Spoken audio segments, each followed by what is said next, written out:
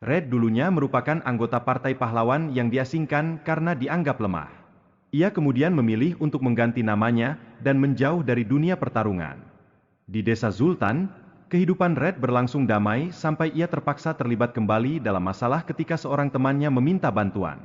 Situasi ini mencerminkan konflik batin Red antara keinginan untuk hidup tenang dan tanggung jawab yang dipikul.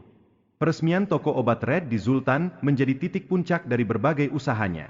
Dukungan yang datang dari teman-temannya menunjukkan betapa berartinya Red bagi masyarakat, meskipun ia merasa tidak layak menerima pengakuan itu. Setelah kehilangan guru mereka, Red merasa bersalah. Namun, Red mendorongnya untuk bangkit dan berjuang demi kemenangan, yang memperkuat persahabatan mereka di tengah-tengah kesulitan. Red berkeinginan untuk bekerja di toko Red dan bahkan tinggal bersamanya untuk menikmati masakan lezat yang disajikan. Hal ini menambah dinamika baru dalam hubungan mereka yang semakin akrab.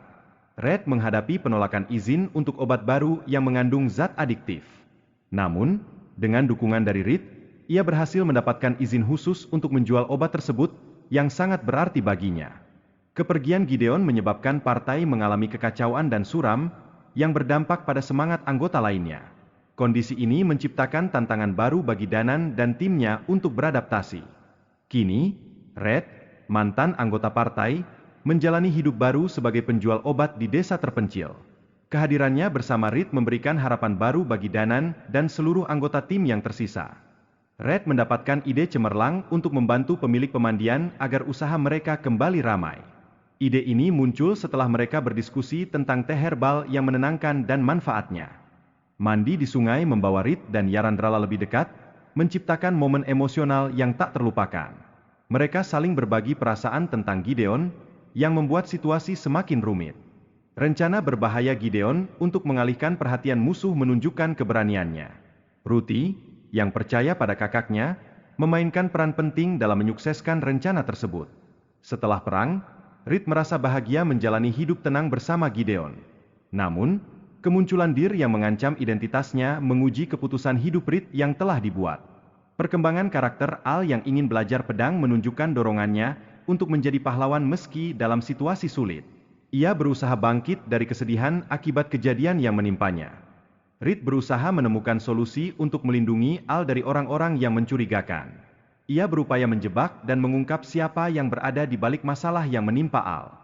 Tindakan Big How yang berusaha memanfaatkan situasi untuk menghasut kemarahan warga menunjukkan adanya intrik dan manipulasi dalam konflik tersebut. Fenomena ini menambah ketegangan di masyarakat. Albert ingin membuktikan dirinya dengan mengalahkan Red, tetapi Red menunjukkan bahwa kekuatan bukanlah segalanya dalam menjadi pahlawan. Albert perlu memahami arti sebenarnya dari kepahlawanan. Setelah konflik tersebut, Al dan Ademi saling memaafkan dan memutuskan untuk kembali bersahabat. Ini menggarisbawahi pentingnya rekonsiliasi setelah konflik dan belajar dari kesalahan. Manipulasi iblis belial terhadap Albert menunjukkan bagaimana ambisi dapat membuat seseorang kehilangan arah. Albert harus menyadari bahwa tidak semua kekuatan itu baik untuknya. Ruti menunjukkan rasa sakit dan kebingungan saat harus memilih antara kekuatan pahlawan dan kebahagiaannya sendiri. Ini menyoroti konflik batin yang dialaminya dalam situasi yang sulit. Hubungan antara Ruti dan Red semakin kuat saat mereka berbagi momen kebersamaan. Red selalu memberikan dukungan dan pengertian kepada Ruti, menggambarkan betapa pentingnya keluarga.